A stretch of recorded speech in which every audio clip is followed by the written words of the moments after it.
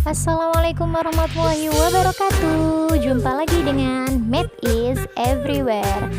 Kali ini kita akan bahas tentang sistem koordinat. Pasti kalian sudah sering mendengar tentang ini kan? Ya. Jadi, untuk pertemuan kali ini kita akan belajar tentang koordinat kartesius. Jadi kita akan mengenal kembali. Kemudian yang kedua adalah menentukan posisi titik terhadap sumbu dan terhadap titik acuan. Oke, langsung saja coba kita lihat gambar berikut ini.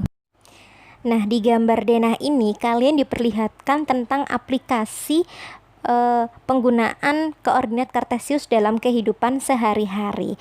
Iya, jadi dilihat ya, dalam denah itu ada dua orang yang bersepeda. Mereka hendak menuju ke suatu rumah di situ ya. Kemudian orang yang bersepeda biru dia melewati garis-garis yang berwarna biru itu. Kemudian gadis yang bersepeda pink dia melewati lintasannya berwarna pink itu ya. Ternyata ketika mereka berangkat bersama dengan kecepatan yang sama, ternyata yang datang lebih dulu adalah gadis yang bersepeda pink. Kenapa kok bisa gitu menurut kalian? Iya, jawabannya adalah karena gadis yang berwarna pink itu memilih rute yang lebih dekat daripada temennya yang bersepeda biru itu.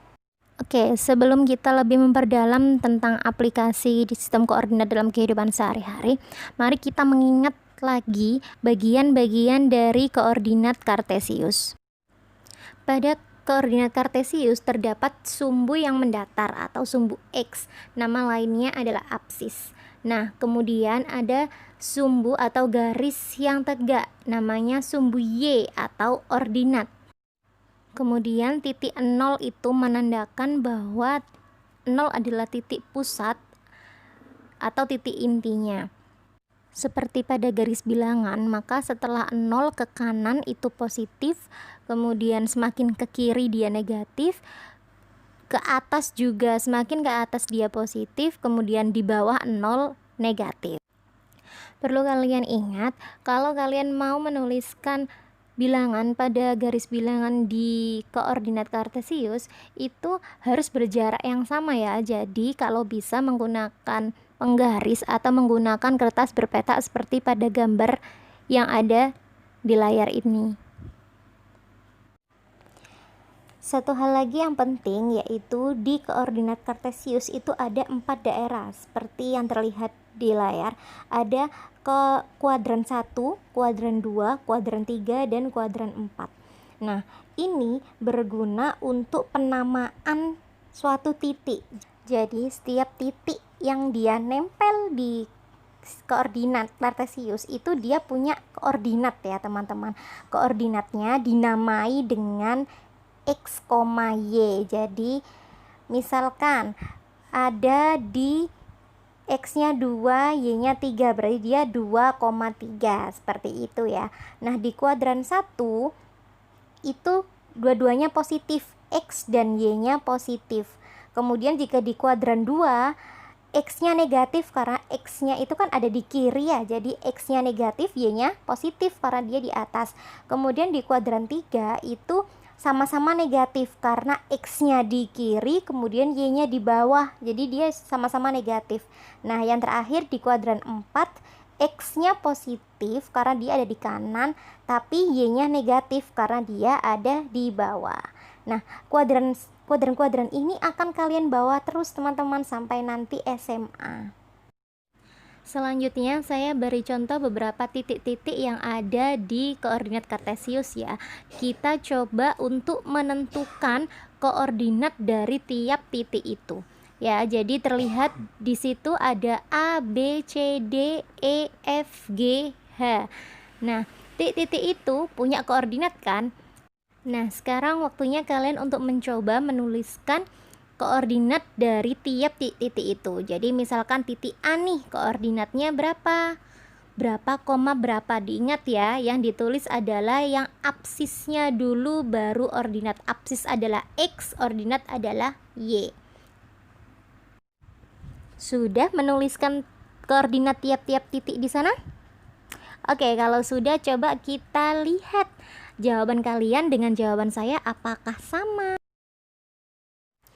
Oke, kita cek ya. Kita lihat di titik A. Di titik A itu kita lihat mulai dari X-nya. Dari 0 dia 2, berjarak 2 ya. Kemudian naik ke atas dia 6. Y-nya 6. Jadi A itu koordinatnya adalah 2,6. Begitu juga dengan B. Kita lihat X-nya dia menempati di 5, kemudian Y-nya naik 5. Jadi 5,5. Dia A dan B ada di kuadran 1. Kemudian C itu X-nya dari 0 ke kiri ya, berarti negatif 4. Kemudian Y-nya ada di atas, Y-nya 3, jadi negatif 4,3. D juga seperti itu, begitu juga seterusnya. Jadi C dan D ada di kuadran 2, E dan F ada di kuadran 3, dan G, H ada di kuadran 4. Oke, selain menuliskan koordinat pada tiap-tiap titik seperti yang sudah kalian lakukan tadi, maka kita juga melihat titik itu posisi titik itu terhadap sumbu. Jadi kita lihat misalkan titik A itu kita lihat terhadap sumbu X. Titik A ke sumbu X itu jaraknya berapa ya kalau dari sumbu X? Nah, itu kan dari sumbu X kalau ke atas itu kan berarti jaraknya 6.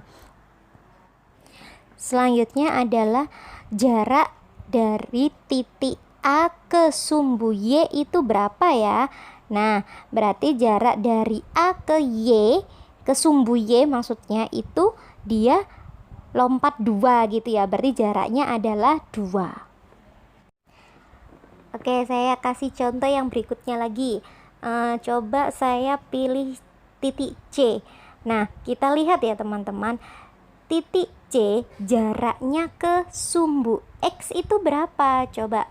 Kalau dari titik C itu berarti dia loncat 3 satuan ke X, ya kan, ke sumbu X. Berarti jarak titik C ke sumbu X adalah 3. Selanjutnya adalah jarak titik C ke sumbu Y, sumbu yang tegak itu berapa ya? Berarti kita lihat dari C ke sumbu Y itu loncat berapa satuan? Di situ kan loncat 1, 2, 3, 4 ya, 4 satuan. Berarti jaraknya adalah 4. Negatifnya nggak perlu ditulis karena jarak itu nggak ada yang negatif gitu ya.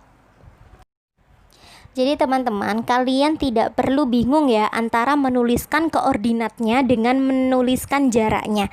Kalau menuliskan koordinat titiknya, maka langsung saja misalkan A itu 2,6, itu berarti koordinatnya. Tapi kalau kalian diminta menuliskan jarak titik A ke sumbu X dan jarak titik A ke sumbu Y, maka silakan dihitung. Kalau ke sumbu X karena A itu di atas di kuadran 1, berarti jarak ke sumbu X-nya dia turun loncat berapa satuan kayak gitu. Kemudian jarak ke sumbu Y itu dia juga geser berapa satuan gitu ya.